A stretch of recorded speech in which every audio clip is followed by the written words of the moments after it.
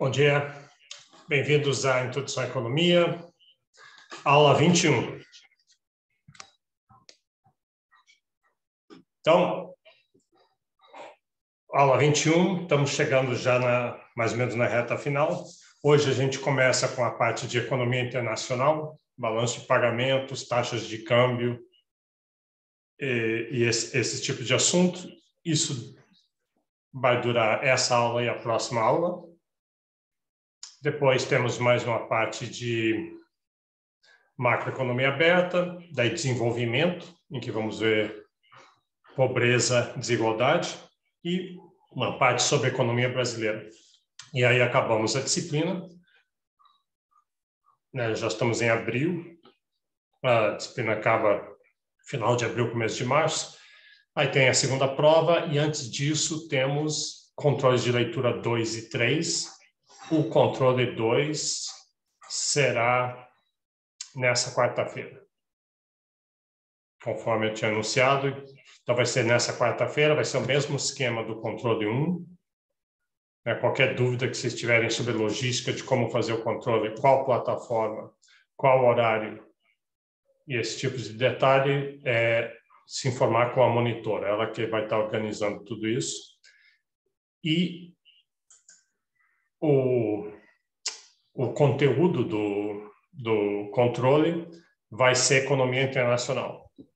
Então, vai ser essa aula e a próxima aula. Então, inclusive, eu vou ser cuidadoso e nessa aula dar bastante ênfase já naquelas questões específicas que vão cair no controle.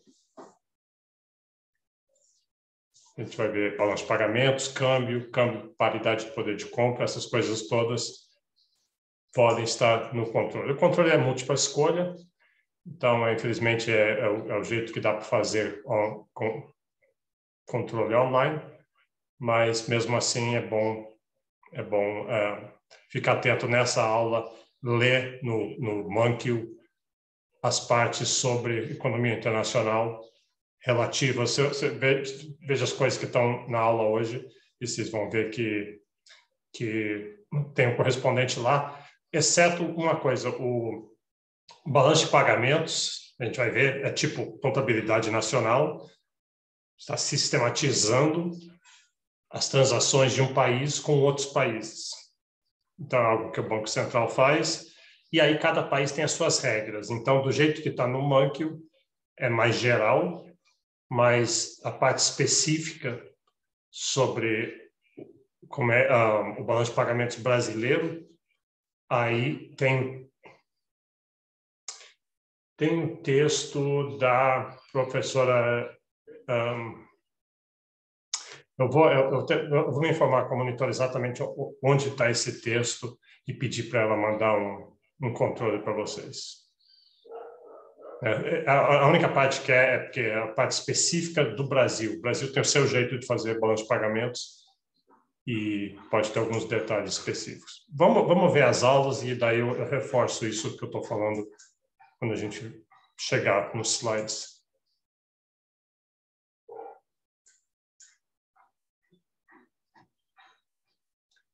Deixa eu só, antes disso, só recapitular rapidamente o que a gente viu nas aulas passadas. Isso é importante sempre para a gente saber o que a gente já fez. Então, as aulas passadas, as duas aulas passadas mais ou menos, tem essa parte sobre comparando a visão clássica com a visão keynesiana. Então, isso é macroeconomia, como é que o Estado, como é que política pública, política macroeconômica para lidar com estímulo à economia, em especial do surgimento de recessões e crises e depressões, esse tipo de coisa. Então, a gente viu, só rapidamente, a visão clássica, que dominava antes de 1930, a economia se autocorrige. Ela se autocorrige. Quando tem crises, os preços dos insumos caem, da mão de obra cai, e aí empresários vão investir. É uma boa oportunidade para investir quando está tudo barato, construir nova capacidade produtiva. Ao fazer isso, eles dão o estímulo necessário para a economia sair da recessão. Isso funciona no dia a dia, isso funciona frequentemente, Mas aí, em 1930, com a Grande Depressão, viu que existem situações em que isso não basta.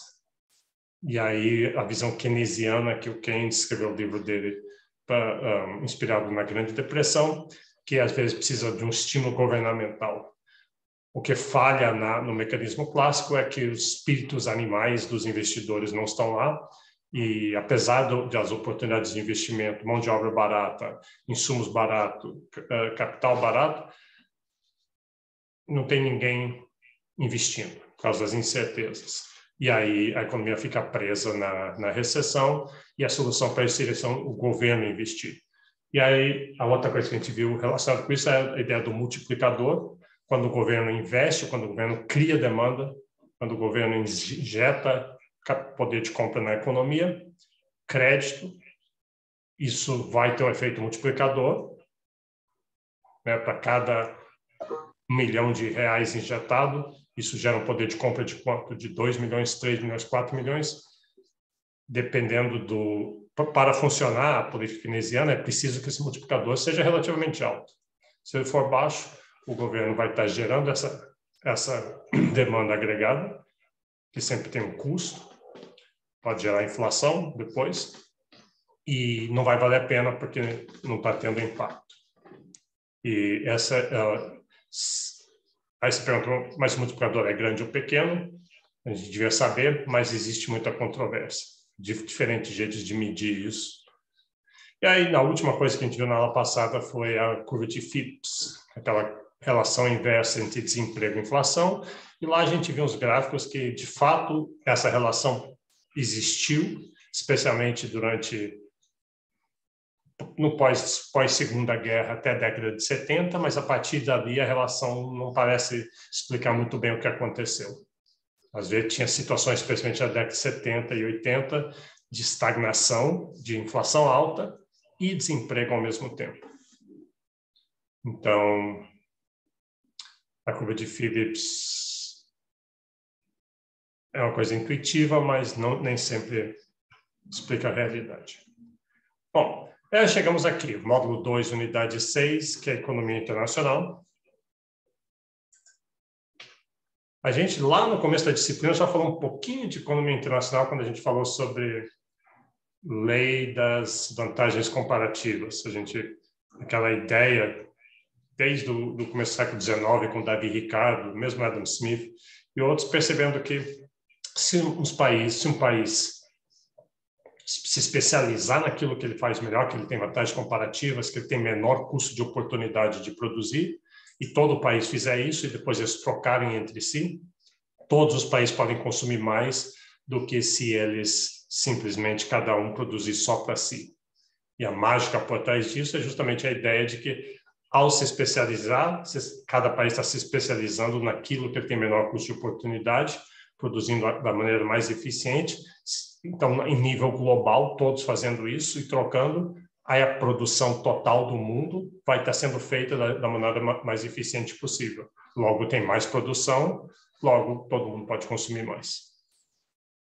Tá, então, nessa parte de economia internacional, nós vamos juntar vários dos conceitos que a gente já viu, desde custo de oportunidade, vantagens comparativas, que eu acabei de mencionar, oferta, demanda, elasticidade, importações, exportações, que a gente viu na parte de contabilidade nacional, índices de preços que nós vimos, moeda e inflação, e aquele mercado de crédito também. Tem uma parte aqui a parte final, que vai ser que seria na próxima aula, a coordenação de introdução à economia resolveu tirar esse semestre.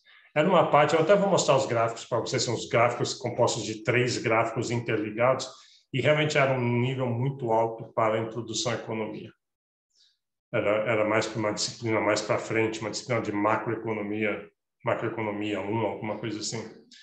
Eu vou mencionar a ideia básica por trás, que é uma ideia importante para a gente entender, para o Brasil é muito importante, é como o mercado de juros é relacionado com o mercado de divisas. Como é que a taxa de câmbio e a taxa de juros são ligadas entre si. Elas parecem estar distantes, parecem ser partes de mercados separados, mas tem uma ligação muito importante. Então, quando a gente vai ver o mecanismo depois, mas a ideia é quando o Brasil aumenta os juros, como ele fez esse ano, como fez recentemente para tentar segurar a inflação, quando aumenta os juros, muito capital no resto do mundo olha para o Brasil e diz: puxa, lá no Brasil o juros está alto, eu estou aqui na China, nos Estados Unidos, na Austrália, sendo remunerado, estou poupando, mas estou sendo remunerado com uma taxa de juros baixa, quer saber, vou investir lá no Brasil. E, de fato, o Brasil teve muito capital estrangeiro entrando nos últimos meses, atrás dessa remuneração desses juros, e quando entra esse capital, aí a oferta de divisas, a oferta de dólares aumenta. Então, como a gente vai ver nessa aula aqui, isso quer dizer que o dólar fica mais barato, ou seja, valoriza o real. Então, a taxa de câmbio e a taxa de juros, uma mudança na taxa de juros, afetou a taxa de câmbio. A gente, antes, em introdução à economia, a gente via isso com gráficos, com um gráfico de oferta e demanda de crédito, um outro gráfico de oferta e demanda de divisas, interligado entre si, mas realmente ficava muito complicado e não vai entrar nesse semestre. No entanto, eu vou verbalmente fazer esse ponto de como é ligado, porque isso afeta a nossa vida no dia a dia. Como eu falei, a gente viu esse movimento acontecer. Por que você acha que o dólar está tão barato?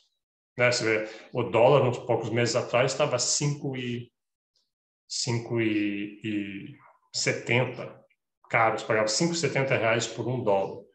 Muito caro. Se estava pensando em viajar para o exterior, se desistiu porque fica muito caro comprar esses dólares. Agora caiu para R$4,70, que é uma queda considerável. O dólar está barato ainda, mas está muito mais barato do que estava. Por quê? Porque o Brasil aumentou juros. Por que aumentou juros? Porque a inflação começou a voltar. O governo teve que emitir muita moeda com a pandemia, isso está afetando a inflação, e sem falar nisso, os preços do petróleo subindo, um pouquinho da demanda da inflação de demanda e inflação de custos que a gente viu nas aulas recentes. Isso tudo fez a inflação subir, o governo então aumentou a taxa de juros para segurar a inflação, e isso atraiu o capital estrangeiro, está afetando a taxa de câmbio. Todas as coisas que a gente aprendeu interligadas e ajudando a gente a entender a conjuntura econômica. Então, nessa parte aqui de economia internacional, a gente vai ver melhor essa parte do mercado de juros, mercado de câmbio, taxa de câmbio e esse tipo de tema. Bom, esses temas aqui. A gente vai começar vendo o balanço de pagamentos, que é um registro contábil, é um jeito de registrar todas as relações de um país com o resto do mundo. No nosso caso, do Brasil com o resto do mundo. Depois, vamos ver... A gente não vai ver tanto teoria de comércio internacional, isso a gente já viu, vimos a teoria das vantagens comparativas, que é uma teoria de comércio internacional, e depois taxa de câmbio. Ainda hoje a gente deve entrar nisso. Então vamos começar com o balanço de pagamentos. O que é o balanço de pagamentos? Um registro contábil de todas as transações efetuadas entre o país e o resto do mundo em um período de um ano. É contabilidade, de fato, é o registro. Quem faz isso? O Banco Mundial. Desculpa. O Banco Central. O Banco Central do Brasil é que está encarregado de fazer isso. Tem os boletins mensais que saem, eu vou até mostrar o boletim. Ele é média em dólar. Essencialmente, alguém no Brasil fez alguma relação econômica com alguém fora do Brasil, seja brasileiro ou não, e isso gerou esses fluxos, a gente quer registrar. E, basicamente, a gente quer chegar no final do ano num saldo, se entrou ou saiu mais. E a gente vai falar sobre isso. Então, isso é feito com contabilidade, com aquela ideia de contabilidade de partidas dobradas. Isso é parecido com contabilidade nacional que a gente viu na primeira unidade. Lá, lembra o que era? Era um registro de toda a riqueza produzida por um país. Toda a riqueza produzida por um país. E registrava, tinha partidas dobradas também. Claro que a gente não vai, nem lá, nem aqui, nós vamos aprender a fazer isso. Se você estudar economia, tem toda uma disciplina inteira sobre contabilidade nacional, outra sobre de fazer balanço de pagamentos, mas a ideia é a mesma. Então, quando a gente fala assim, partidas dobradas, é assim. Então, vamos ver um exemplo de uma relação econômica entre um país e outro. A importação de 50 milhões de dólares de equipamentos financiados por um banco estrangeiro. Então, alguém, digamos, aqui no Brasil, uma firma, ou o governo, ou você, uma pessoa, um indivíduo, uma firma, um grupo, importou esses equipamentos, mas você não tinha dinheiro, então foi um banco estrangeiro que financiou. Então, aí tem um monte de regras para fazer isso. A gente não vai aprender essas regras aqui, mas tem as regras. Você tem que seguir as regras para fazer isso, o Banco Central segue, né, para todo mundo poder entender depois. Então, sempre tem um crédito e um débito, isso que é a partida dobradas. Tem uma coluna de crédito, outra de débitos, qualquer atividade gera tanto um crédito como um débito, aí você, somando todos os créditos e todos os débitos no final, tem que bater. É um jeito de você saber que você fez tudo certo, né? As duas colunas batem. Se não bater, é que você lançou alguma coisa errada. Então, nesse exemplo aqui, o crédito é empréstimos, que você recebeu empréstimos, entrou, mas o débito é importações. Importação é considerado um débito porque você está pagando por aquelas importações. Então, entrou 50 milhões do banco, claro que está devendo para o banco, mas depois pegou os 50 milhões e passou para aquele exportador estrangeiro que vendeu para você. Então, tem um crédito de 50 milhões e um débito de 50 milhões. Um outro exemplo, a Embraer, uma empresa brasileira, exporta aviões, então exportou 20 milhões de dólares em aviões. Então, ao exportar, a exportação é um crédito, entrou 20 milhões de dólares no país, e daí a gente vai ver que tem uma conta que chama reservas internacionais, onde entraria em débito isso. A gente vai entender essas reservas internacionais quando a gente vê a estrutura toda. Essencialmente, quando você faz o balanço de pagamentos, você vê tudo que entrou, tudo que saiu no final do ano. Se der positivo, então foi um saldo positivo do balanço de pagamentos, entrou mais do que saiu do país. E aí, bom, saldo é positivo, mas o que acontece com aquele saldo? Ele vai nessa conta de reservas internacionais. É como se fosse a poupança do país. O país guarda aquilo ali, o Banco Central cuida desse dinheiro. A gente vai ver a conta de reservas internacionais do país.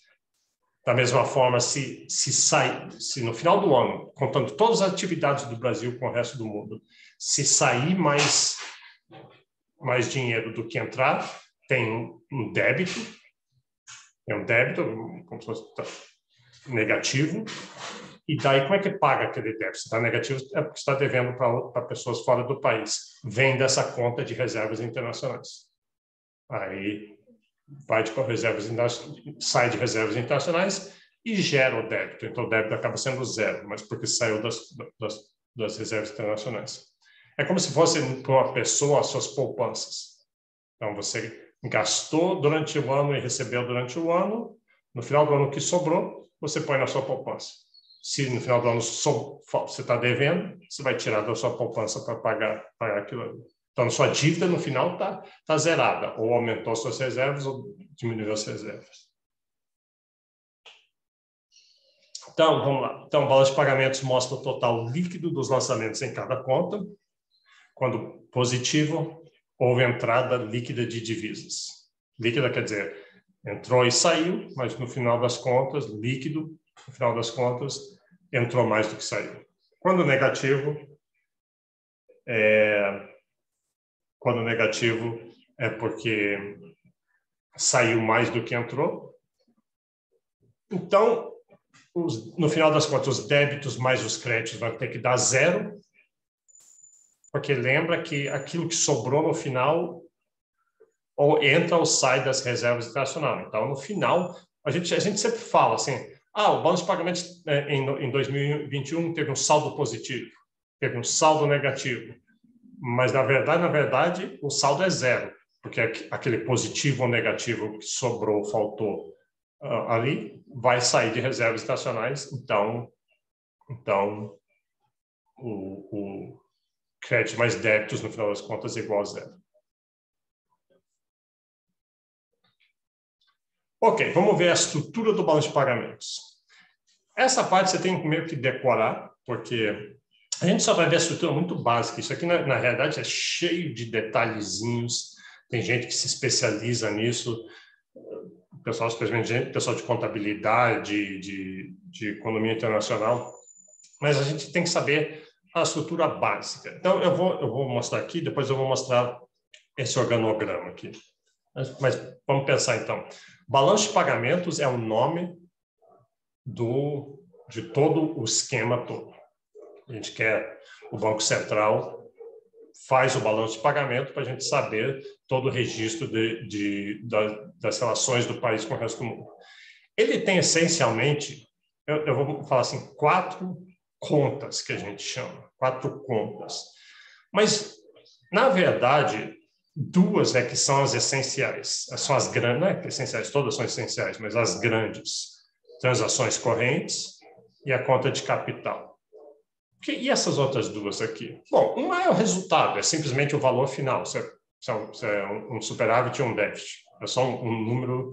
Então, não é fácil entender o que é aquilo ali. E erros e omissões é sempre aquela ideia que você faz partidas dobradas, tem créditos e débitos, mas às vezes não bate exatamente. Quando você está tratando com o mundo real, os dados coletados, as coisas não batem exatamente por erros ou falhas, erros e omissões, alguma coisa que aconteceu. Então, sempre tem um pouquinho que pode não bater, mas aí você diz assim, olha, mas quase bateu, então vamos jogar essa diferença nos erros e omissões. E aí, botando lá, aí vai fazer, incluindo erros e omissões, aí bateu os 2 lados. Agora, se for uma diferença muito grande, diz, não, isso aqui está muito grande para erros e omissões, deve ter sido alguma coisa mais severa aqui. Vamos rever o que a gente fez. Então, essas são as 2 partes importantes. Então, vamos ver elas. Eu já vou explicar aqui, mas, essencialmente, essa primeira parte de transações correntes é a exportação de bens e serviços. Exportação e importação de bens e serviços. Desde bens físicos até serviços. Tem muitos serviços não são exportáveis e importáveis. Corte de cabelo, por exemplo, não é exportável. Você não pode ter um barbeiro brasileiro que está exportando fazer barba. Até pode, né? Vai um oligarca russo em Londres, contrata ele, chama o meu barbeiro favorito lá de Barbacena para fazer minha barba. Aí pega um avião, vai lá em Londres e faz. Mas não faz muito sentido, né? Então, muitos serviços não são exportáveis, mas outros serviços são exportáveis. Um arquiteto brasileiro, por exemplo, pode desenhar uma casa para alguém na Escócia. E ele faz, e aqui ou lá, né? É comum isso. Firmas serem contratadas, um advogado mexicano é contratado por uma firma brasileira para cuidar de um caso específico. Então, bens e serviços em transações correntes. A gente já vai botar mais detalhe nisso. Mas a conta capital financeira são fluxos de capital. Então, geralmente, investimentos, de alguma forma, o Brasil investe no resto do mundo, empresas brasileiras investem no resto do mundo, empresas do resto do mundo investem no Brasil, ou doam dinheiro, ou mandam lucros, lucros não, lucros vai ser transação corrente, mas fluxos de capital. Então, fluxos de bens e serviços, transações correntes, fluxos de capital, conta capital financeiro. Olhando assim o organograma, às vezes fica mais fácil entender e guardar. Então, você tem que meio que decorar esse organograma aqui, assim. Então, o balanço de pagamentos é um negócio inteiro. Ele é composto de quê? Ele é composto dessas 3 contas, né? Aquela quarta conta vai ser o resultado de tudo isso aqui. Não é uma conta, na verdade é o resultado. Então, tem transações correntes e conta capital financeira. São as 2 grandes. E tem os erros e omissões, só para garantir que no final tudo vai fechar. Então, o que entra em transações correntes? Vamos olhar primeiro esse braço aqui da árvore, aqui, esse galho aqui, que tem essas 3 subcontas. Então, vamos olhar aqui. Então, primeiro tem a balança comercial. Então, cuidado para não confundir. O negócio inteiro chama balanço de pagamentos. E às vezes as pessoas confundem e falam balança comercial. E balança comercial é o que é mais fácil visualizar para as pessoas. Que é importação, importação de bens. O Brasil manda soja para a China manda produtos eletrônicos para o Brasil manda sapatos para os Estados Unidos manda máquinas para o Brasil. Então, quando se pensa em exportação e importação, a gente pensa em bens assim que cabem numa caixa, né? Então, isso aqui é balança comercial. Então, entra tudo ali. Eu digo isso porque eu sempre vejo assim, na rádio, no carro, todo mês eles anunciam o saldo em balança comercial, se o Brasil exportou mais ou importou mais. E você fica... Eu acho erradamente, muita gente fica esperando, espero que o Brasil tenha exportado mais do que tem importado. Pensando assim, se a gente exporta mais do que importou, tem um saldo em balança comercial. No final, sobrou dinheiro, a gente pode importar mais depois. Mas não necessariamente exportar é melhor do que importar. O que você quer, lembra, é vantagens comparativas. Você quer que o Brasil exporte muitas coisas que tem vantagem comparativa e não que ele não importe. Essa é uma visão mercantilista antiga. Espero que o Brasil não precise importar nada. A gente quer importar, porque quando o Brasil importa bens, você está importando bens que o Brasil, se for produzir aqui no Brasil, vão ser ruins, vão ser caros. É ótimo a gente poder importar produtos que são feitos muito mais de maneira eficiente lá fora, portanto, são mais baratos do que a gente fazer aqui dentro.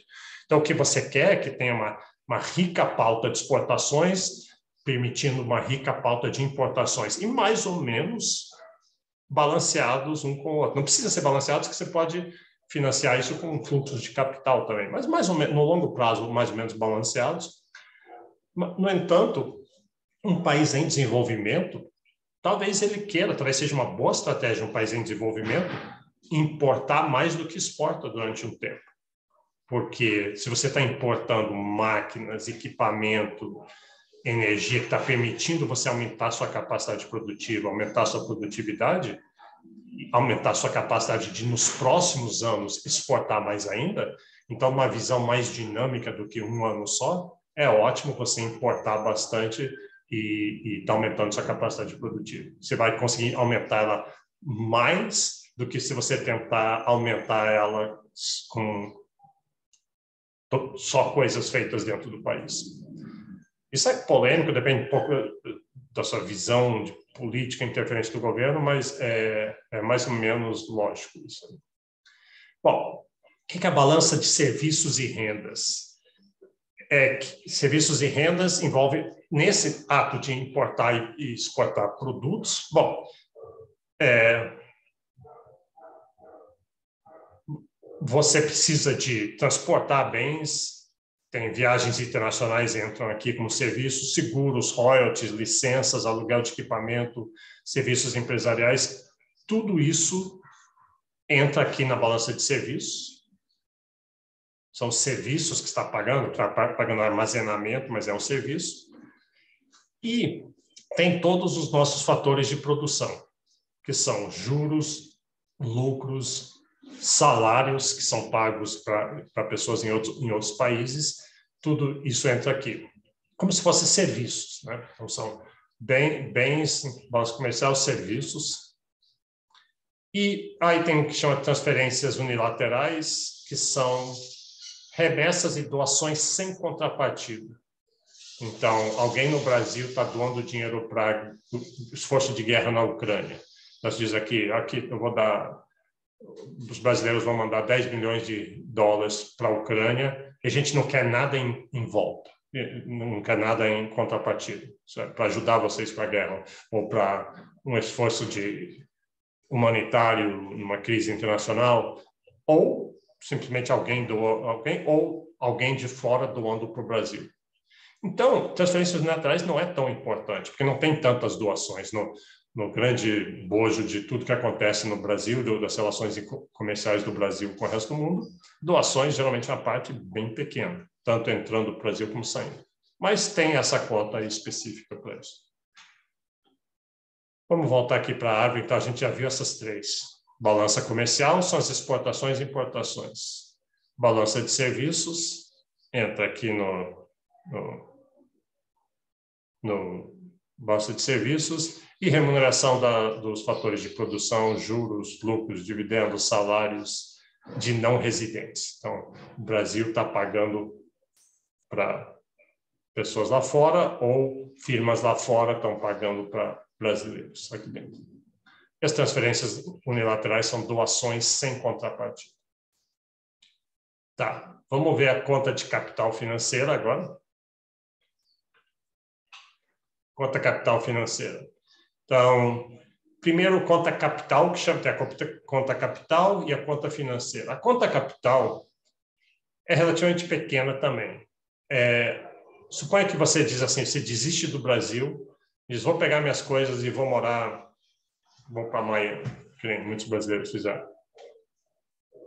Vou morar na Argentina em vez, não quero mais saber desse país. Eu pego minhas coisas, vendo tudo que eu tenho, mas pego meu dinheiro, põe tudo em malas, em caixas e vou para o outro país.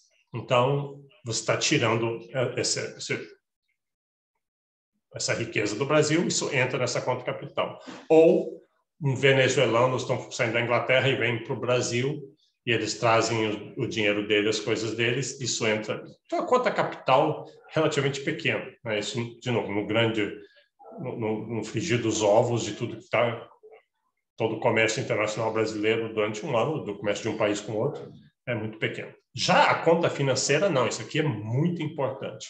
A conta financeira vai ser bem grande, vai ser uma fatia grande. Depois vamos ver um balanço de pagamentos real do Brasil, e a gente vai ver as magnitudes relativas.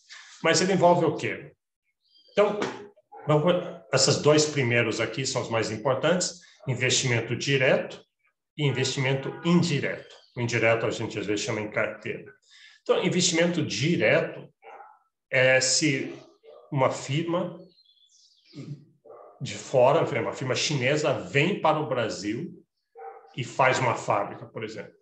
Ela investe no Brasil, fez uma fábrica de produção de produto eletrônico. Então, ela vai construir fábrica, ela vai construir armazéns, vai construir cercas, contratar trabalhadores, trazer tecnologia. Então, esse investimento é um investimento muito bom, a gente quer esse tipo de coisa, ele aumenta a nossa produtividade, fomenta crescimento, gera emprego, paga impostos, a gente quer esse investimento do resto do país no Brasil. E isso é geralmente um investimento de longo prazo, porque leva anos para fazer isso, né? Desde o começo do planejamento, desenho, implementação até estar funcionando, pode ser décadas. 5 anos, 10 anos. E o Brasil tem firmas brasileiras, tem capital brasileiro que faz isso em outros países. Então, uma empresa brasileira vai para o Canadá, a Vale, por exemplo, comprou uma mina no Canadá e está fazendo mineração no Brasil. Então, o Brasil está investindo no Canadá. Claro que tem mais investimento estrangeiro no Brasil do que investimentos do Brasil no exterior, mas tem os dois. Então, isso é investimento direto. Investimento indireto em carteira é parecido, mas você vai ver que tem uns elementos diferentes. Suponha que uma fábrica, um grupo empresarial chinês, ou vietnamita, ou americano, ou francês, ou argentino, ele diz assim, olha, eu quero investir no Brasil. O Brasil é um país grande, vai crescer, eu acho que tem futuro. Só que eu não quero investir direto, eu não quero ir lá e produzir. Eu não quero fazer uma fábrica nossa lá no Brasil. Eu quero só investir, mas eu vou levar o dinheiro lá, já tem fábricas produzindo lá, de outras pessoas, e eu quero investir nessas fábricas, porque eu acho que essas fábricas no Brasil vão ganhar dinheiro, eu queria participar disso. Então, ele entra, aí ele vai lá na Bolsa de Valores brasileiros, né? Não precisa entrar, ele pode fazer isso de onde ele está, mas ele compra ações de uma empresa brasileira. Então, compra ações da Boticário, compra ações da Petrobras, da Vale do Rio Doce, etc., dessas empresas brasileiras. E se você compra ações de uma empresa, e você pode comprar, eu posso comprar, do mesmo jeito que o chinês pode comprar, você tem direito a uma parte do lucro. Se a Petrobras tem um lucro no final do ano, você recebe dividendos, ou se o preço das ações sobe e desce no dia a dia, né? Os jornais sempre dizem, né, quanto que foi o Bovespa no final do dia. Se subir, você pode vender as ações e realizar aquele ganho. Está correndo um risco que o preço também pode cair. Então, esse é investimento direto e investimento indireto. E não é só investir em bolsas, pode investir em títulos do governo. Por isso que mais cedo, hoje eu estava falando, veja o que aconteceu, o Brasil aumentou a taxa de juros. Como é que o Brasil aumenta a taxa de juros? Né? Eu já falei sobre isso. Não é que é uma lei que a taxa de juros subiu. O que o governo faz, ele simplesmente diz, eu estou vendendo esses títulos e eu vou pagar, o governo brasileiro, vou pagar os juros 1% a mais do que os juros do mercado hoje. Aí todo mundo que diz, poxa, então eu vou comprar os títulos do governo, não vou comprar esses títulos dos bancos, os CDBs do banco dos outros, porque o governo está pagando mais. Aí os outros bancos dizem, poxa, então é bom a gente aumentar também. Como o governo brasileiro é tão grande, daí o resto do mercado segue. Então, o governo aumentou os juros e muitos investimentos estrangeiros têm entrado nos últimos meses no Brasil, né? E por isso que valorizou o câmbio. Valorizou o câmbio.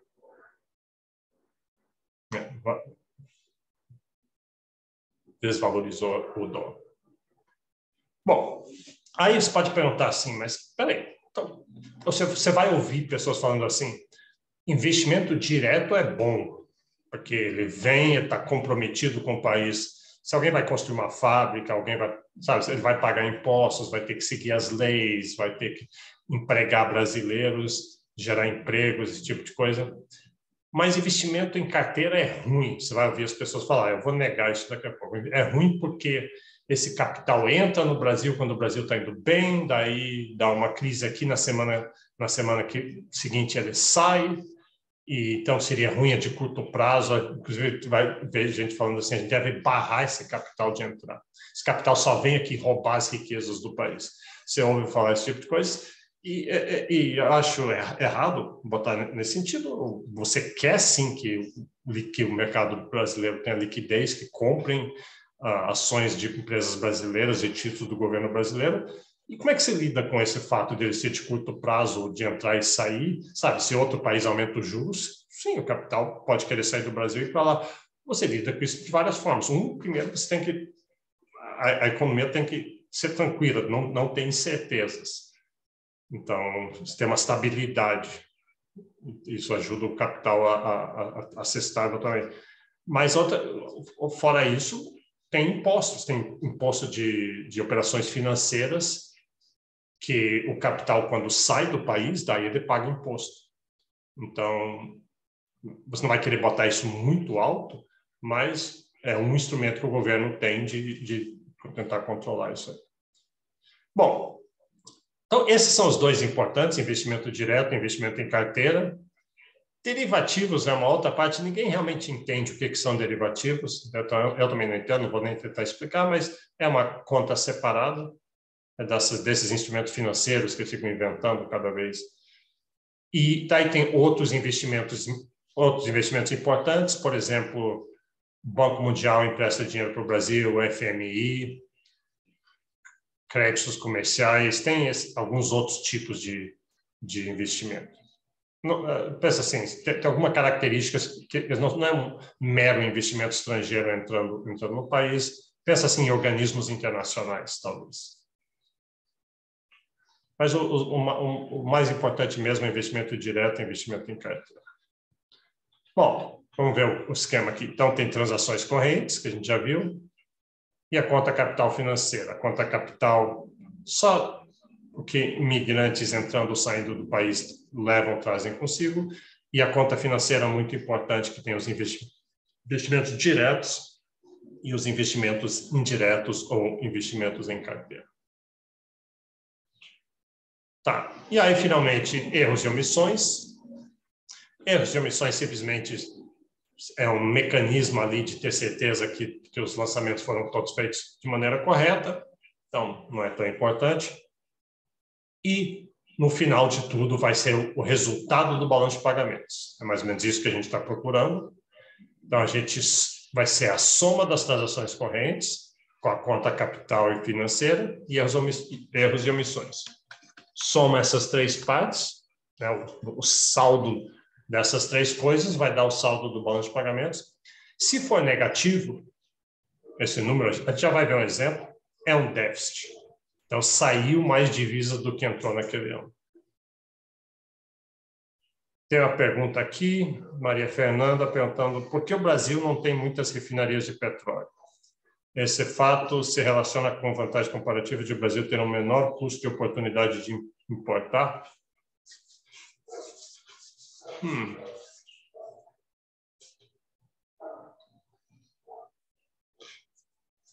É uma boa pergunta. Faria sentido, né, o Brasil ter mais refinarias de petróleo. Ele tem algumas. Então, o Brasil produz muito petróleo. E o Brasil exporta petróleo e importa petróleo, porque petróleo não é uma coisa só, né? Tem petróleos de gradações diferentes então parte do nosso petróleo a gente refina. Acho que sua pergunta é por que a gente não faz tudo aqui? Não compensaria isso? Eu não sei, eu estou falando assim, eu não conheço esse setor tão bem, mas imagina assim que é daquelas coisas. Não só porque você faz dentro do país não quer dizer que é uma estratégia melhor. Se ao fazer no Brasil for ser caro, às vezes é muito melhor importar esse serviço. Eu estou me lembrando agora teve em Salvador, fizeram nos últimos 10 anos, né? Ou foi antes, foi o governo Lula, o governo Dilma, tem refinaria lá e fecharam. Ela está lá em Salvador tem e em Recife tem. Acho que a que fechou foi em Recife e foi um grande escândalo político. Então eu passei na frente outro dia, eu fui para Porto de Galinhas e passei, ela está lá, um negócio imenso assim com toda porque tem o porto construído lá. Acho que a ideia era aproveitar o porto, ter uma refinaria ali, que facilitaria as coisas, mas está fechado e não está funcionando muito pouco, e foi um grande escândalo político, escândalo de corrupção. Então, simplesmente construir uma refinaria, vamos construir refinarias e a gente não precisa, às vezes, é muito mais complicado do que a gente imagina, né? Teve um outro caso, o governo Dilma comprou uma refinaria no Texas, não foi isso? De novo, eu estou falando assim meio sem saber muito, que não é muito minha área, mas e foi um grande escândalo também. Parece que o governo, acho que a ideia era, vamos ter uma refinaria brasileira, talvez não precisa ser no Brasil, talvez ter uma refinaria brasileira no exterior, ou era para ser um bom investimento, e acabou que o Brasil pagou muito mais do que valia, e foi um outro escândalo, provavelmente corrupção de novo, né? E a gente sabe que Petrobras já teve muita corrupção, talvez uma das maiores corrupções do mundo, a gente viu. Então, não sei, nesse ambiente, né? Fazer mais refinarias não é tão simples assim, vamos fazer, e daí, beleza, a gente não precisa mais pagar por isso aqui. Então, não sei, eu não estou conseguindo responder bem sua pergunta, mas tem esses elementos assim. É uma boa pergunta, né? A gente tende a achar que importar é ruim, né? Se está importando é ruim porque o Brasil está pagando o resto do mundo. Às vezes importar é muito mais fácil e facilita daí, você importando insumos, às vezes facilita muito para você poder produzir outras coisas no Brasil com grande vantagem. Se você fosse tentar fazer uma política de substituir aquelas importações, você ia afetar a capacidade produtiva. Bom, se o saldo do balanço de pagamentos é negativo, naquele ano saiu mais divisas do que entrou. Então, puxa, mas saiu mais do que entrou. De onde você está tirando isso? Das reservas internacionais, daquela nossa grande conta de poupança do país. Se for positivo, a gente vai ver no Brasil, geralmente, o saldo de balanço de pagamentos é positivo. Vou mostrar os números, mas geralmente é positivo. O Brasil é um país que a gente exporta muito, importa muito, entra muito capital e sai muito capital, mas, em geral, no final das contas, é positivo. E aí aquilo vai para as nossas reservas internacionais. Eu vou mostrar a variação das reservas internacionais do Brasil e cresceu fortemente. O Brasil tem muitas reservas internacionais. Deixa eu ver se é isso que vai aparecer agora. Não, aqui está um exemplo. Deixa eu só olhar as reservas internacionais aqui rapidinho. Aqui as reservas internacionais do Brasil. Você vê que de 94, 15 bilhões de dólares. Então, pensa isso. Todo ano, quando acaba o ano, teve entradas e saídas, milhares e milhares de entradas e saídas de relações do Brasil com o resto do mundo, mas no final das contas, qual que é o saldo? Se for positivo, daí aquilo vai para a conta de reservas internacionais. Se for negativo, sai da conta de reservas internacionais. Você vê que cresceu. Isso está em dólar, né? Então, claro, tem um pouco de inflação em dólar, mas a inflação em dólar é muito baixa. Então, é comparável. Isso aqui não é simplesmente que valorizou o dólar. Então, em termos mais ou menos reais. E isso aqui em 2014, eu acho que desde então, o Brasil já deve estar aproximando os 400 bilhões de dólares. Eu vi recentemente com a guerra na Ucrânia, as reservas internacionais da Rússia foram congeladas, porque as reservas às vezes estão nos bancos centrais dos outros países. E uma das sanções que fizeram contra a Rússia foi congelar aquilo ali, então a Rússia não está tendo recursos para poder importar o que ela precisa importar. E se eu não me engano, era 600 mil a Rússia, porque a Rússia é um grande exportador de petróleo. A Rússia é menor que o Brasil, porque a Rússia tem 144 bilhões de pessoas, o Brasil tem 290 bilhões de pessoas. Então, o Brasil é significativamente maior. Eu não sei o PIB, o PIB... A Rússia não é um país particularmente rico, né? Mas isso dá uma ideia dessa magnitude. Isso aqui é muito bom para o país, porque isso aqui, nessa época aqui que a gente tinha, era mais baixo o nosso saldo de nossas reservas internacionais. Quando você tem reservas internacionais muito alto, os outros países estão dispostos a comercializar com você, porque eles veem assim, olha, se as coisas derem errado, o Brasil vai ter como me pagar, porque o Brasil tem essas reservas internacionais. Existe toda uma discussão que muita gente fala assim, tanta pobreza no Brasil, por que não pega essas reservas internacionais e gasta tudo para resolver a pobreza do Brasil? Investe tudo em educação no Brasil. Então, tem essa discussão de leigos falando assim, mas tem nos jornais e tem alguns políticos que recomendam isso. A visão ortodoxa é que não, isso aqui é muito importante. É importante que esteja lá. O Banco Central está aplicando isso, está sendo remunerado de uma maneira conservadora, não arriscando. E isso aqui é meio que aquele colchão para um dia chuvoso e dá aquela credibilidade, aquela estabilidade para o país. Se você gastasse isso aqui, ficaria... é que nem você fazer negócios com uma empresa que não tem essa poupança, essas reservas. Porque daí, assim, você vai vender os seus serviços para uma empresa, mas você gostaria de saber que mesmo se a empresa não conseguir dinheiro agora, ela tem como pagar você. Então, aí você está mais tranquilo de fazer negócio com aquela empresa. Então, para um país é muito importante sinalizar liquidez e sinalizar estabilidade através dessas reservas internacionais. Vou voltar aqui. Vamos ver o exemplo, então. Esse aqui é o exemplo, típico exemplo que poderia ser colocado numa prova, né? Como é que você iria saber responder isso? Tem que meio que decorar. Essas coisas bem básicas que eu falei, assim, o que entra em qual conta, né? Então, vamos ver o exemplo. A pergunta seria assim, eles dariam uma tabela, tipo essa aqui para você, talvez uma bem mais simples, não teria tantos elementos. Então, aqui cada linha dessas é alguma relação que um país teve com o resto do mundo. Então, ele exportou, primeira linha, ele recebeu dinheiro de fretes, quer dizer, então barcos daquele país levaram bens de outros países receberam dinheiro, o FMI emprestou dinheiro para o país, pagamento de royalties e licenças, etc. Está tudo aqui, tem importação aqui. Deixa eu ver se tem investimento direto. Investimento direto, esse é importante. Veja o valor aqui, as importações foram bastantes. Erros e omissões está aqui embaixo. Derivativos foi 0. Então, são essas coisas que a gente viu. Se você voltar nos slides anteriores, você acha essas coisas aqui. Você acha que, então, seguros e royalties é na balança de serviços e rendas das transações correntes. Então, seguros, royalties, aqui, recebi, fretes, royalties está aqui.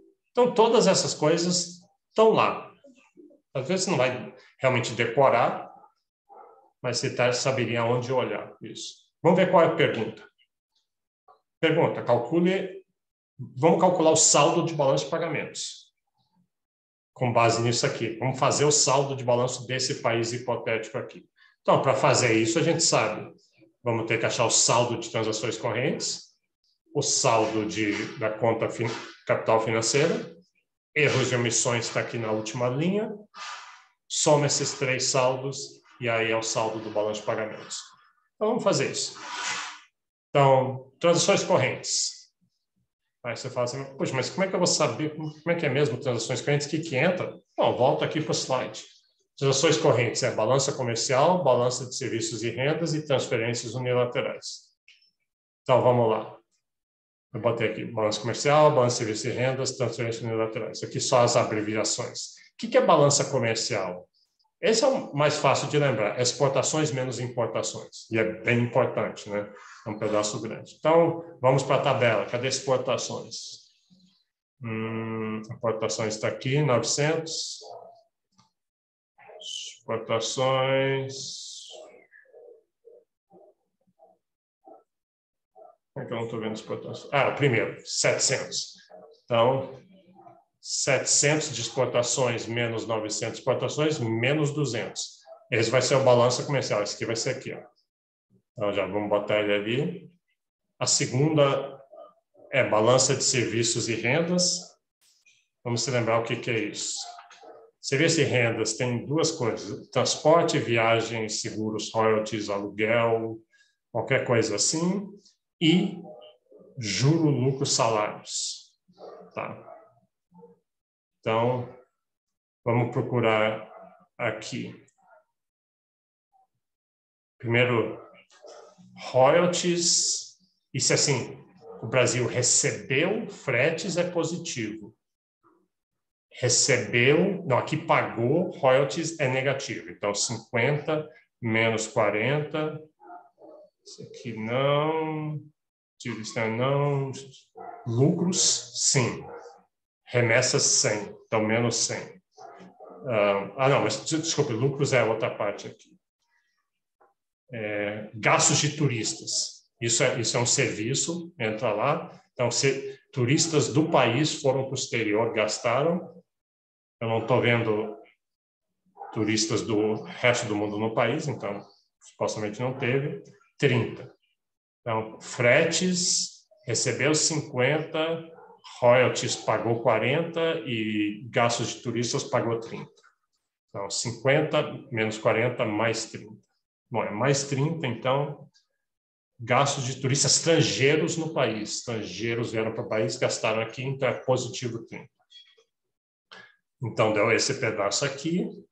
E essa segunda parte, lembra o que é? Juros, aluguel, lucros. Juros, aluguel, lucros, salários. Vamos ver. Juros, aluguel.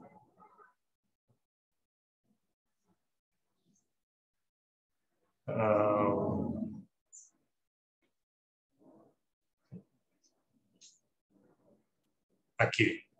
Juros, remessa menos 20, lucros, remessa, então mandou para o exterior 20, menos 20, menos 100. 100.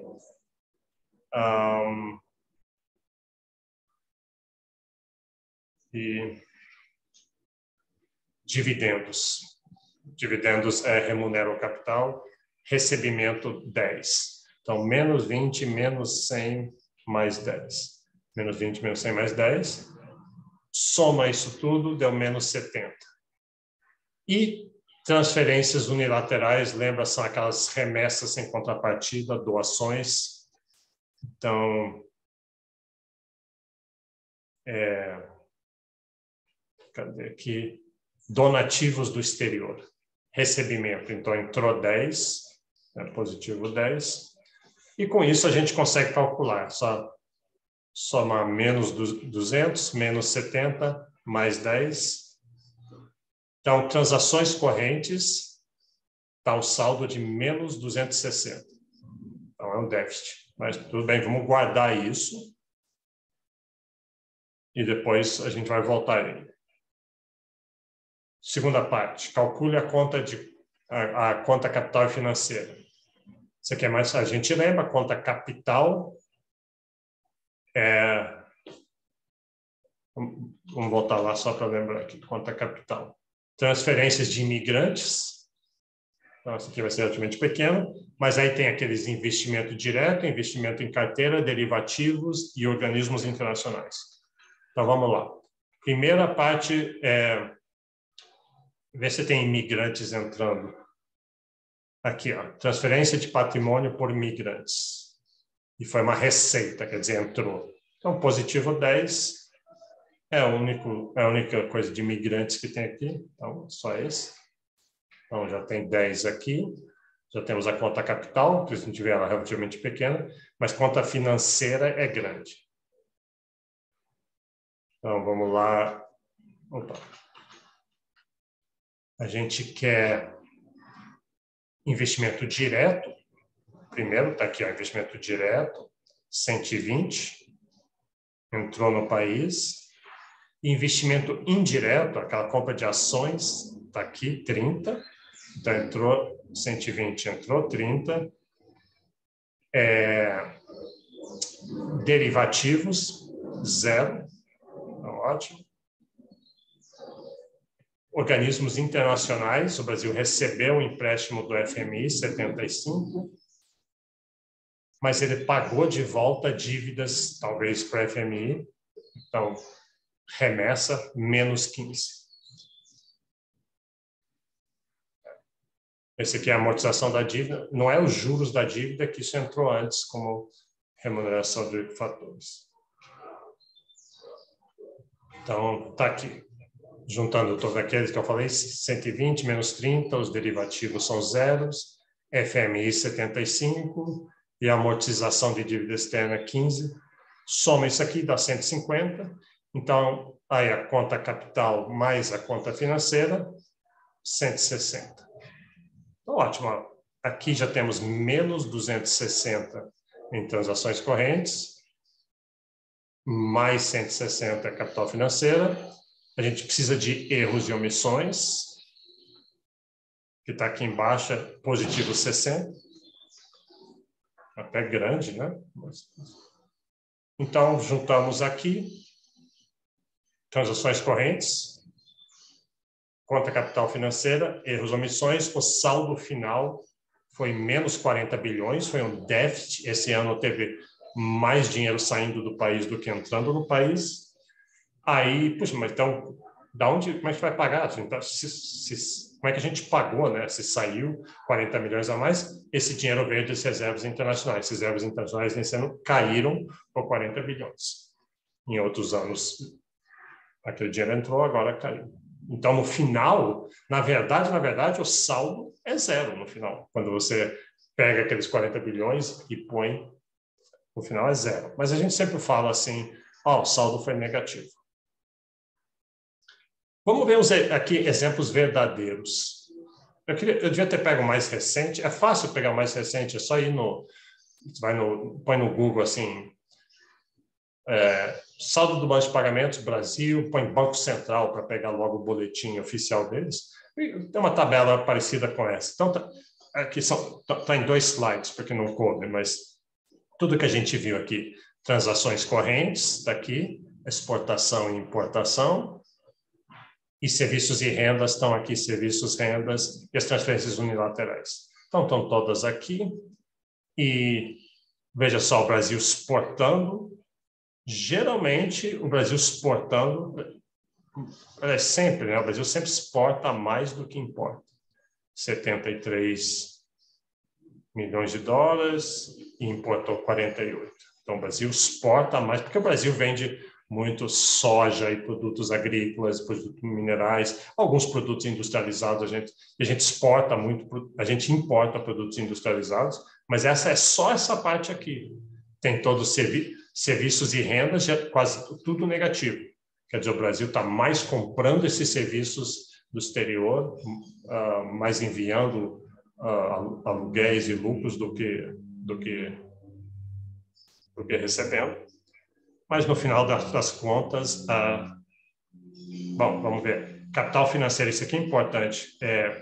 Bom, aqui a conta capital, aquela dos imigrantes. O importante que a gente quer ver aqui, investimento direto e investimento em carteira. Então, você vê, quase sempre o Brasil tem muito investimento estrangeiro entrando no Brasil.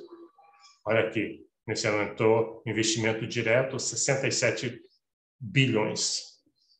Né? Mais um investimento em carteira aqui. Em parte, isso vai compensar outras partes negativas. E aí, erros e omissões, é geralmente uma fração muito pequena do total, só para acertar. E aqui o resultado. O resultado aqui, 8 bilhões, no final do ano teve um saldo positivo de, como são milhões as unidades da tabela, então 8 mil quer dizer 8 bilhões. 8 bilhões, 2 bilhões, 4 bilhões, 30 bilhões, 87 bilhões nesse ano aqui. Então, o saldo, esse foi o saldo foi muito grande, e isso vai para as reservas. Aí, esse dinheiro que sobrou, nesses anos aqui sempre sobrou, entra para reservas. Por isso que o Brasil tem 400 bilhões de sabe, cada ano está entrando 30 bilhões, 2 bilhões, né? De vez em quando pode ter um saldo negativo e sai, mas geralmente é positivo. Então, quando você pega esse dinheiro que sobrou e joga lá nas reservas internacionais, aí você é negativo, e aí o saldo final, né, efetivamente, é zero. Mas a gente fala assim, o resultado foi positivo aqui.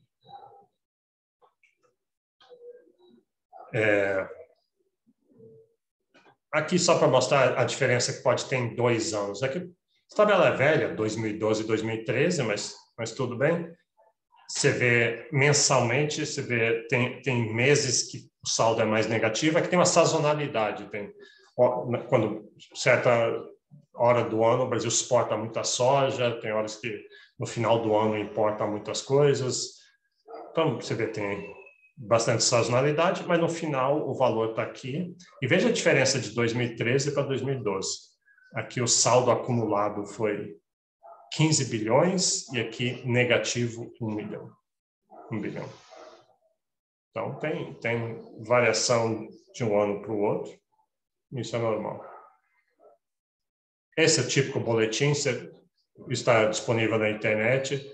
Aqui mensal, tá vendo? Tem mês a mês, mas geralmente está mais interessado em anual, e daí você pega o boletim quando ele sair, eventualmente sai do ano passado, talvez já esteja disponível. Hoje em dia isso é eletrônico, então é tudo mais rápido. E lá você pode ver. Aliás, esse aqui é só o relatório de gestão das reservas internacionais, mas tem o relatório do balanço de pagamentos do Banco Central parecido com isso aqui. Aqui é o Banco Central prestando contas para a população brasileira. O que eu estou fazendo com esse dinheiro, no final de contas? Então,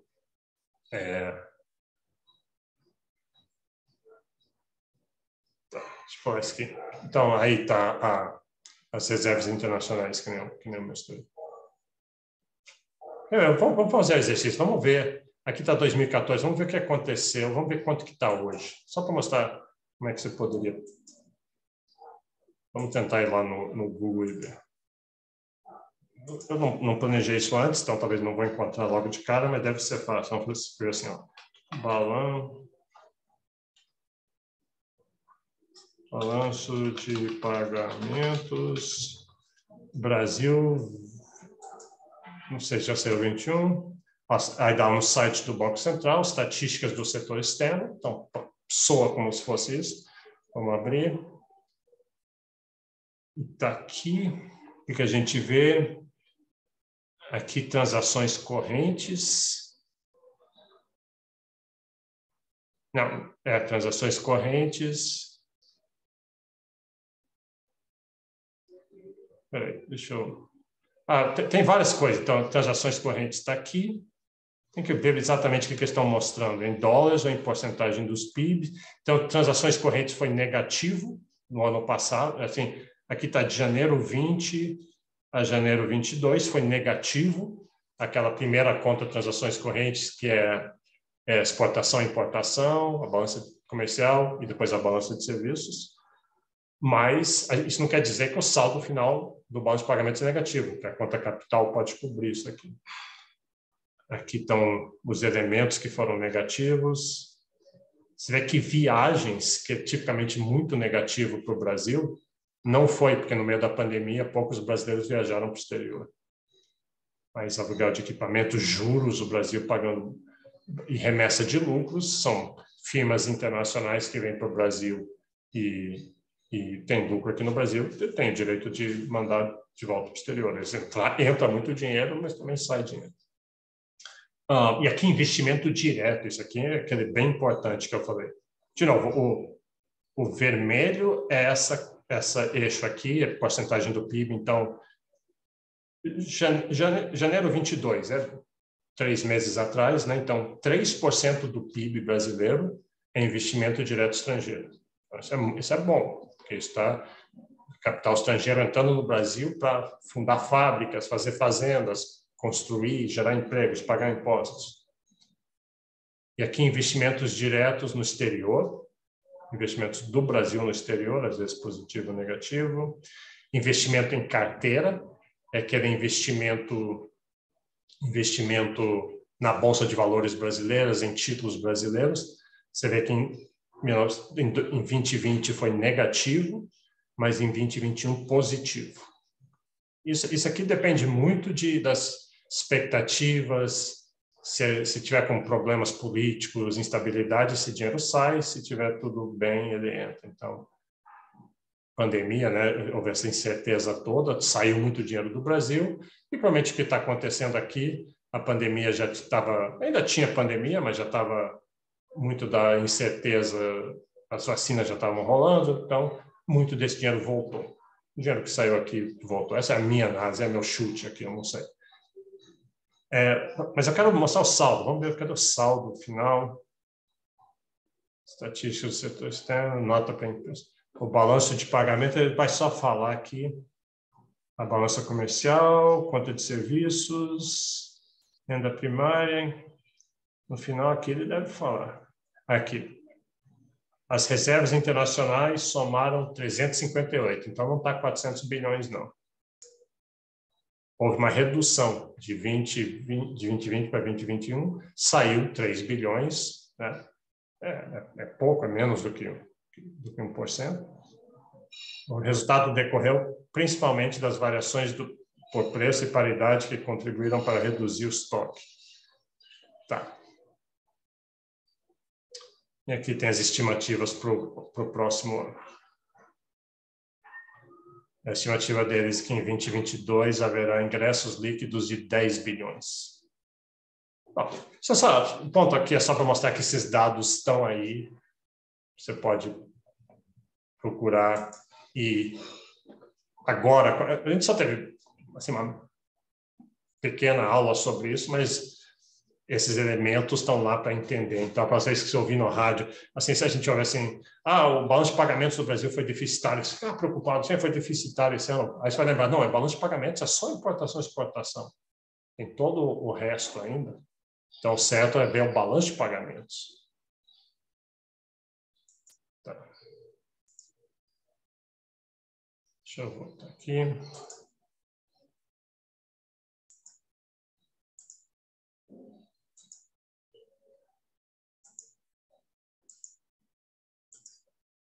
Bom,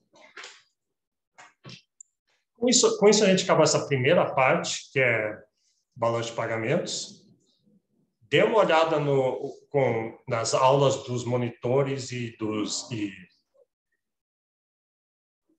exercícios que eles disponibilizam, que lá você vai ver o tipo de exercício que dá para fazer isso. Claramente não pode ser muito complicado, porque balanço de pagamento pode ser bem complicado, tem gente que é especializado exatamente nesses detalhezinhos. Mas o tipo de pergunta que vai cair em prova sobre isso vão ter que ser perguntas estilizadas, onde você basicamente tem que saber as contas básicas, os elementos dela e como é que tudo se relaciona ali dentro. Vamos começar essa parte de mercado de câmbio, são uns 10 minutos, porque é bom que daí a gente continue isso na aula que vem. E vendo duas vezes é melhor do que vendo uma vez só. E isso aqui, né, o controle vai ser sobre toda essa parte que a gente já viu, e inclusive mercado de câmbio. Boa parte vai ser mercado de câmbio. Então, vamos já ver isso aqui. Então, o que quer dizer câmbio? Câmbio quer dizer troca, né? Em espanhol, inclusive, câmbio quer dizer troca, exatamente.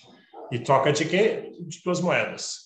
Você tem reais, você vai para um outro país, e chegar lá, ninguém aceita reais. Então, você tem que chegar e trocar seus reais por alguma moeda que eles aceitam. Então, cada país tem suas moedas, ou tem uma moeda que é a moeda padrão, que a gente chama, que é o dólar, que é aceito, é mais facilmente aceito em outros países, e tem, assim, moedas, por exemplo, a União Europeia fez uma moeda para a União como um todo. Antes existia marcos e francos e liras italianas. Esses países falam que não, a gente agora todo mundo vai usar a mesma moeda, que é o euro. É bom que fica mais fácil. Se você viajou na Europa com uma moeda só, é muito mais fácil. Cada vez que você passa a fronteira, tem que fazer o câmbio, trocar a moeda. Você sempre perde, tem taxas. Facilita muito. Nem todos os países entraram no mercado. A Inglaterra não entrou, ela continua usando a Libra, né? English Pound. E, bom, então é isso. Então, quando a gente fala taxa de câmbio, assim, no Brasil a gente geralmente pensa assim, é o preço de $1. Essa que é a taxa de câmbio do dólar. E geralmente a gente fala dólar, mas a taxa tem que dizer taxa de câmbio do RMB, taxa de câmbio da lira turca, seja lá o que for. Mas é muito comum ser dólar, porque dólar é essa moeda padrão. Então, qual que é a taxa de câmbio aqui? Nesse exemplo, se eu falar que a taxa de câmbio do dólar é 3,2, o que eu estou dizendo? Que eu tenho que dar 3,2 reais para comprar $1. Tá? No Brasil, a gente geralmente conhece isso bem, porque brasileiro sempre lidou muito com dólar. Se fosse um americano médio jamais saiu dos Estados Unidos, jamais trocou dólar por outra moeda, porque não precisou, e talvez nem saiba que outros países não têm outra moeda do jeito que americanos são. Mas a gente aqui conhece isso bem. Então, mesmo quem não viajou para o exterior, porque isso afeta, né? Temos que ter uma desvalorização, afeta o preço dos produtos à nossa volta. Na época da inflação, as pessoas normais no Brasil compravam dólar para se proteger da inflação.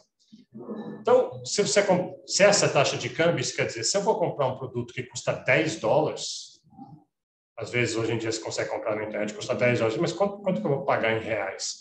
Você vê a taxa de câmbio. Se $1 custa 3,2 reais, $10 custa 32 reais. Né? Ou você podia falar ao contrário. Em vez de falar reais por dólar, você podia calcular quantos dólares você ganha por $1.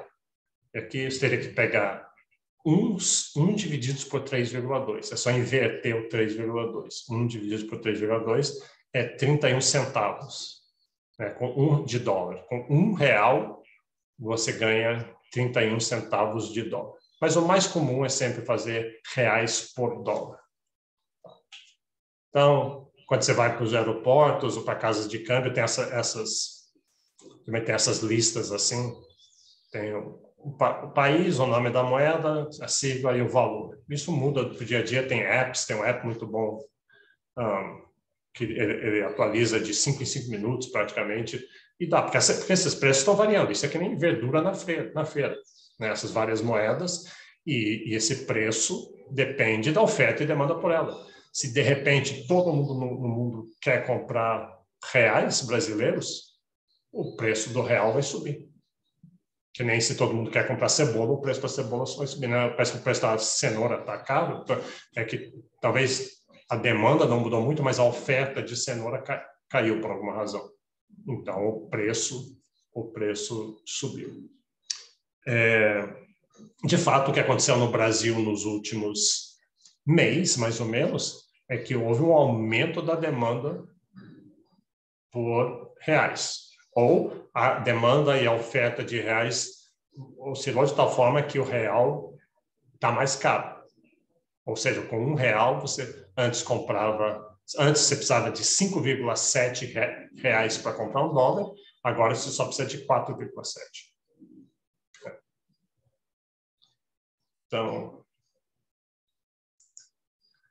Então, a taxa de câmbio varia no dia a dia, varia na hora a hora. Esse aqui é um gráfico mostrando isso aqui. Então, você vê, aqui não vai até 2021, mas hoje está 4,7, então está bem acima. Você vê que desde 2015 o real ficou valendo bem menos, você está tendo que pagar mais reais pelo mesmo dólar. E isso reflete muito, é um termômetro muito bom do nível de estabilidade da economia, de expectativas. Em épocas de crise, se vai acontecer uma coisa, época de um impeachment, época de uma eleição, ou de algum escândalo político, alguma coisa de guerra, alguma coisa assim, de pandemia, inclusive, o preço do dólar sobe, porque as pessoas dizem, poxa, com essa crise que está aí, eu não sei se o real vai continuar valendo. De repente, o governo está emitindo reais feito louco e vai ter uma inflação, então eu vou pegar meus reais e trocar pelo dólar, porque o dólar eu confio muito mais. Todo mundo no mundo aceita. Então, é uma medida dessa incerteza. O fato o gráfico não vai, né? Mas imagina, mês passado estava 5,7 e agora caiu, em pouco menos de um mês, caiu para 4,7. Então, quer dizer que não é tanto certeza e incerteza nesse caso, é entrada de capital estrangeiro no Brasil, querendo comprar reais, então tem muito mais dólar à venda no Brasil, então ele ficou mais barato. E ele entrou, como eu falei antes, porque os juros no Brasil aumentou. O capital que vem ser remunerado por esses juros maiores. Tá. Deixa eu mencionar, então, tem regimes cambiais. O que é um regime cambial? São as regras do câmbio. E tem um monte de regras sobre isso. O governo estabelece, o Banco Central estabelece regras assim de quem que pode comprar dólar, quem que pode vender, quais são as taxas, quanto que o governo vai tentar influenciar, porque o governo tenta influenciar a taxa de câmbio, ele pode querer que não seja tão volátil assim, que não tenha essa instabilidade. Então, como é que o governo faz? Digamos que o governo queira que a taxa de câmbio seja 5 hoje. Está 4,7, estava 5,7, e o governo gostaria que fosse 5. O que o governo pode fazer é chegar e dizer assim, ele pode dizer, eu quero que a taxa seja fixa. Eu quero que a taxa seja 5 o tempo todo. Flexível, o governo diz assim, eu não vou interferir no câmbio, deixa subir e descer, que nem no mês passado subiu e desceu, contanto que não esteja realmente incrivelmente volátil, o governo não vou fazer nada. A taxa é flexível, ela vai refletir os fundamentos de oferta e demanda. É assim que a gente vive no Brasil hoje em dia. Mas o governo também pode querer taxa fixa. Eu vou mostrar que de 94 a 99 ele fez uma taxa fixa. Mas não é que o governo passa uma lei dizendo o preço do dólar é 5 e pronto, é proibido por lei comprar mais caro ou comprar mais barato. Você está livre para pagar o que quiser ou vender por quanto quiser, contanto que você acha um vendedor. Como que o governo faz para a taxa ficar em 5? Ele chega e diz assim, o governo, eu vendo o dólar a 5. Se quiser, você pode comprar para mim a 5. E lembra, o governo tem quase 400 bilhões de dólares nas reservas internacionais. Então, ele tem muito poder de vender. Porque se ele vender mais barato, muita gente, o governo está vendendo muito mais barato. Digamos que ele queira 4. Né? Hoje está 4,7 e ele queira 4. Então, se ele está vendendo a 4, eu vou pegar e vou querer comprar. Muita gente vai querer. Firmas que têm que importar produtos vão aproveitar e comprar. E se pode ficar com medo, mas como é que o governo vai ter esses dólares todos para vender? Ele tem porque ele tem 400 bilhões. Então, aí os outros bancos que vendem dólar vão dizer, ninguém vai estar comprando deles. Eles estão vendendo a 5, a 4,7, o governo está vendendo a 4, Então, eles vão dizer, puxa, eu podia esperar para ver se o governo vai gastar todo o dinheiro dele, não tiver mais dólar. Quando ele não tiver mais dólar, aí as pessoas vão voltar e comprar de mim a 5. Mas o governo tem 400 bilhões, então levaria anos para esgotar o dinheiro do governo. Então, os outros bancos seguem o governo, esse é o ponto. Os outros vendedores de dólares seguem o governo.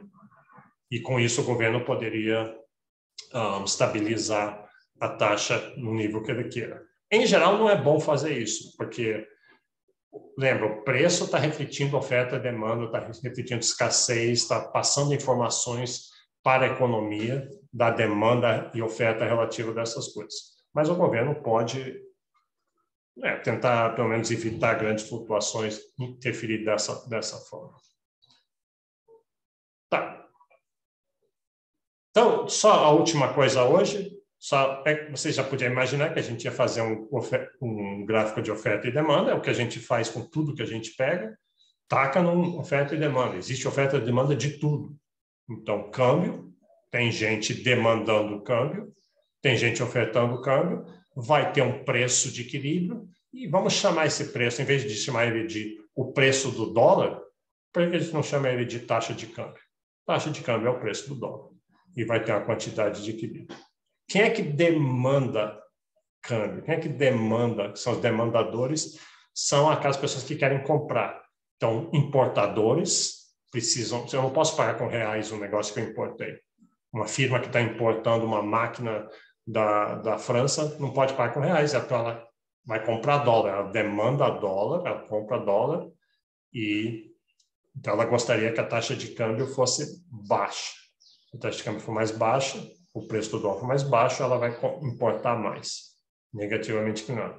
Você demanda, você vai viajar, você fez uma viagem, você tem um estágio na Europa que você vai fazer, você vai precisar de euros, então você demanda, e você vai, se tiver caro, você vai comprar pouco, se tiver barato, você vai comprar mais. Quem é que oferta? Quem oferta são os exportadores. Exportadores vendem soja para a China. A gente não aceita dinheiro chinês, mas eles vão pagar em dólar. A gente pega esses dólares. O que o exportador faz com esse monte de dólar? Ele tem que pagar as contas dele, tem que pagar os funcionários, tem que comprar gasolina, então ele pega esses dólares que ele recebeu dos chineses, dos americanos, do resto do mundo pela soja que ele exportou, vai para o Banco Central, troca os dólares por reais, e então ele está ofertando, ele é um vendedor de dólar. Você, quando volta da sua viagem para o exterior, sobrou 200 dólares, você levou, mas acabou não gastando, e você resolve, eu quero vender porque eu vou precisar desse dinheiro aqui no Brasil, eu vou vender os dólares. Então, você é um ofertador de dólares. Pega a oferta total de todos os exportadores, todos os vendedores de dólares, a demanda total de todos os importadores, as firmas que querem investir no Brasil, elas vendem dólares para comprar reais e investir no Brasil, elas são ofertadores, e todo o saldo disso vai dar essa oferta, essa demanda, que vai determinar a taxa de câmbio. A taxa de câmbio oscila no dia a dia porque essas ofertas e demandas estão ali oscilando um pouquinho para cima, para baixo, estão trazendo oscilações, mas de repente pode ter grandes choques. Guerra nuclear vai acontecer, alguma coisa vai acontecer, pandemia voltou, nova variante, imediatamente a demanda vai dar um deslocamento para a direita e aí a taxa de câmbio imediatamente sobe. Então, a taxa de câmbio reflete tanto os fundamentos de oferta e demanda, como essas questões de expectativas para o futuro. Vou parar aqui, depois a gente continua, tem toda uma parte de câmbio e câmbio PPC, câmbio real, câmbio nominal, a gente vai querer fazer, mas a gente faz isso na aula que vem. E também na quarta-feira vai ter o controle, que vai ser exatamente sobre esses assuntos que a gente está falando hoje e na próxima aula. Alguém tem alguma pergunta? Câmbio, balanço de pagamentos?